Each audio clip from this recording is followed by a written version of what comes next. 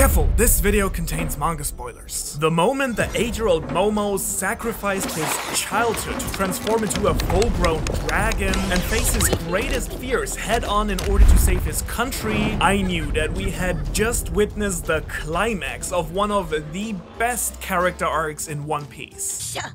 食い物ではござらん。食われるくらいなら狂うてやる。したよな。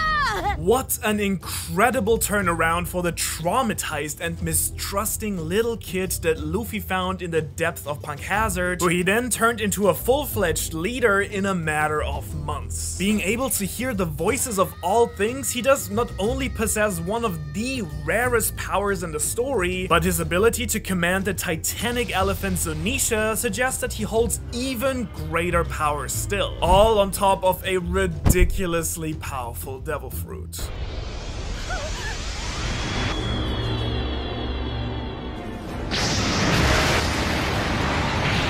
And I'll even go so far as to claim that the annoyingly perverted side of Momo that made me dislike the boy right from the start was written on purpose by Oda to give us the most satisfying development that we can get as a reader. From hate to love.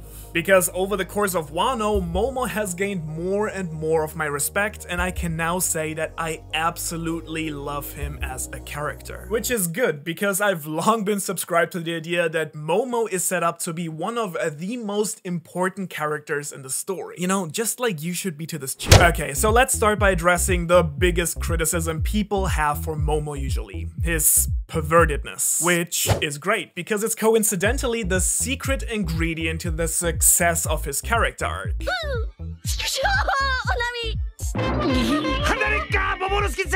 And you might be thinking now that I'm giving Oda too much credit here, and maybe I am, but hear me out. Momo's perverted nature differs from that of Sanji or Brook, which for some people muddies these otherwise fantastic characters, in that A, this is a little kid, and B, he actually does the things that Brook and Sanji would love to do, but can't. And I think that's important, because for Sanji and Brook, Oda clearly thinks that it's a funny character quirk, and the fact that Sanji's peep attempts always end in violence is probably supposed to make it a likable thing, I believe, even if for most people it probably isn't.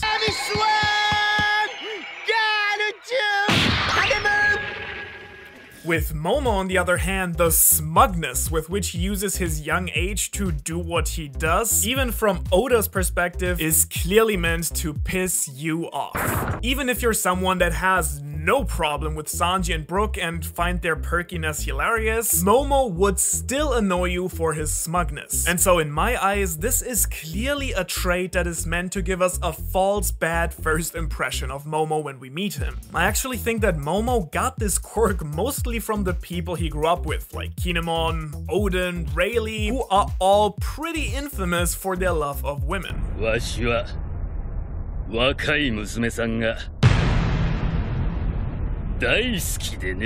Later on in Wano, when Yamato sticks him inside her shirt to protect him, he actually doesn't think anything pervy at all, fully in the process of accepting his uselessness and preparing to grow as a character. The truth here is that Oda wanted you and me to dislike Momo from the start, seeing him as a perverted, spoiled, and useless kid holding everyone back. Because this way, his change as a character would just be so much more drastic that way. Now, I don't want to exonerate him completely here, I'm sure he genuinely loves those boobs. But I also think it's important to consider that this is an 8-year-old who just lost both his parents as well as his sister mere days ago and is terribly traumatized when we first meet him, only we don't know that yet, of course. And so when he gets to bathe with and sleep in the same room as Nami and Robin, I think this is actually Momo looking for some much needed motherly love rather than anything else. What makes Momo's arc so special in retrospect, not only in One Piece but in storytelling overall,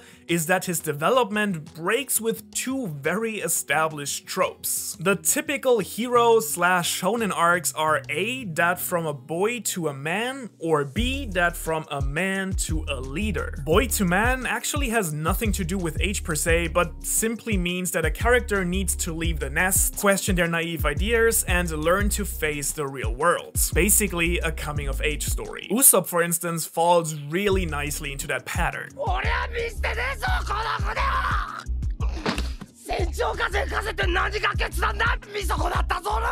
Now, the arc from man to leader, on the other hand, means that a character goes from being concerned only for finding a path for himself to realizing that he must help others finding their way as well. Zoro and Sanji are great examples of this.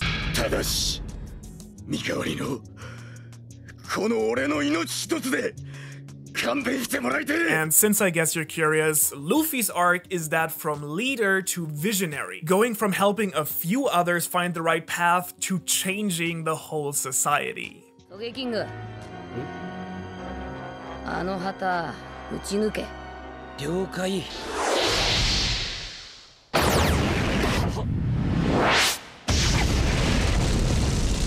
I've always loved how these storytelling best practices explain why One Piece works so wonderfully as a story. Luffy, of course, has the most important arc, but all other Straw Hats have their own protagonist storyline as well. Now, you might have already figured out what makes Momo an odd one out here. His character arc basically forces him to combine A and B and go from boy directly to becoming a leader. Momo, despite being a normal kid, is suffocating under the expectations of an entire oppressed nation to become the same great leader that his father used to be before being executed days before meeting Luffy.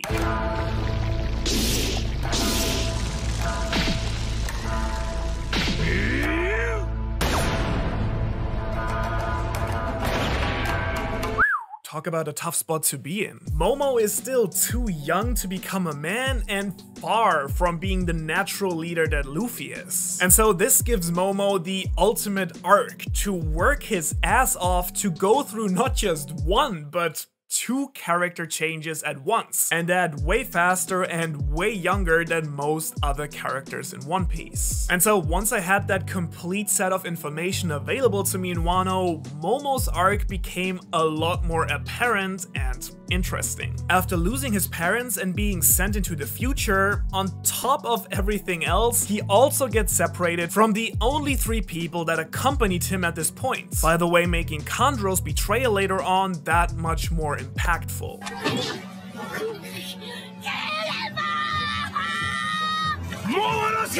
He then has to survive alone on Punk Hazard with no time to mourn his dead parents and his terrible fate. And so understandably, when he's taken in by the Straw Hats, he is initially very distrusting, only revealing his true identity on Zou after having slowly warmed up to the crew's kindness as well as their strength.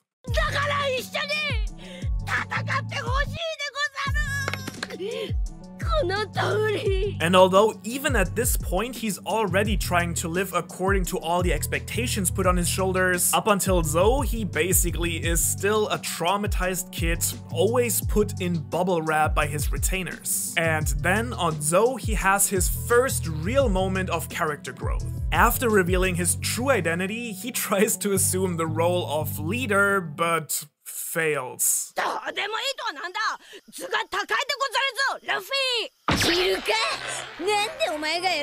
Luffy again is the one to teach him an important lesson in true leadership here. And so at this point, Momo understands what he needs to do in order to form the big alliance to take down Kaido and save his country. Because being a leader means that you are the servant to your people and not the other way around. I was actually also incredibly impressed by the way that he handled Shin'ichirō a bit later, even though suddenly having a depressed ancient giant elephant talking to you in your head understandably might come as a bit of a shock for an 8-year-old.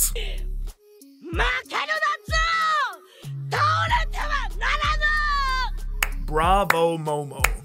Now, it is on Wano, and more specifically Onigashima, however, where Momo's arc now comes to full bloom for me. First of all, it was clear to me, and to you as well probably, that reaching his home and facing the aftermath of all the horrors he had to live through there was overwhelming for Momo. Now that it was actually time for him to assume his position as leader, he quickly comes to terms with the fact that he's not the person everyone wants him to be. The son of the endlessly charismatic and powerful Oden.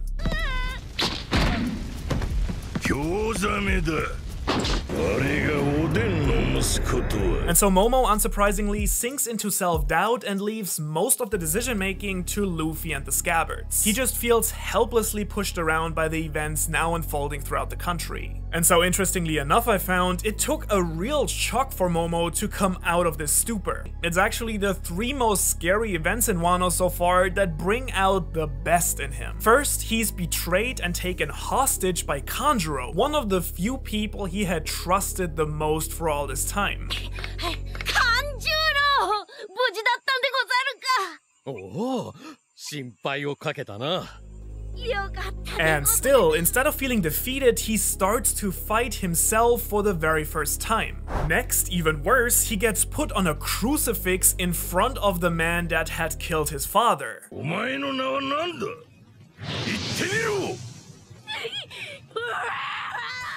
And given the option to save his own life, as a fucking 8-year-old kid, he decides to die for his beliefs and declares himself shogun anyway, of course securing him the immediate respect of all his followers. And finally, after learning the important role he has to play from his father's diary, he is faced with the prospect of Onigashima crashing into the flower capital. And so, reaching the climax of his arc, he decides to sacrifice 20 years of his life as well as his remaining childhood and orders Shinobu to age him to 28 years old.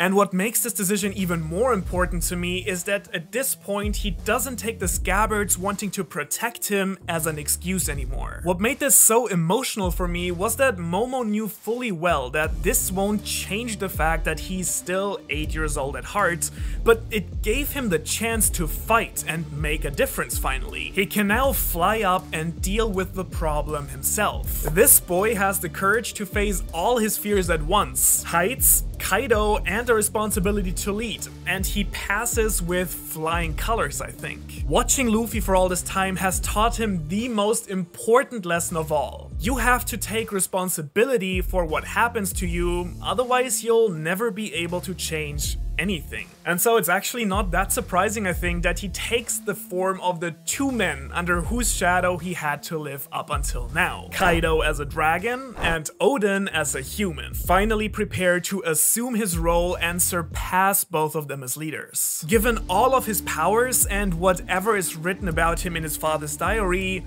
Momo is bound to be one of the decisive characters once we reach the endgame. His inspiration, after all, is Momotaro, the hero who got accompanied by a monkey, Luffy, a dog, Yamato, and a pheasant, possibly Aokiji.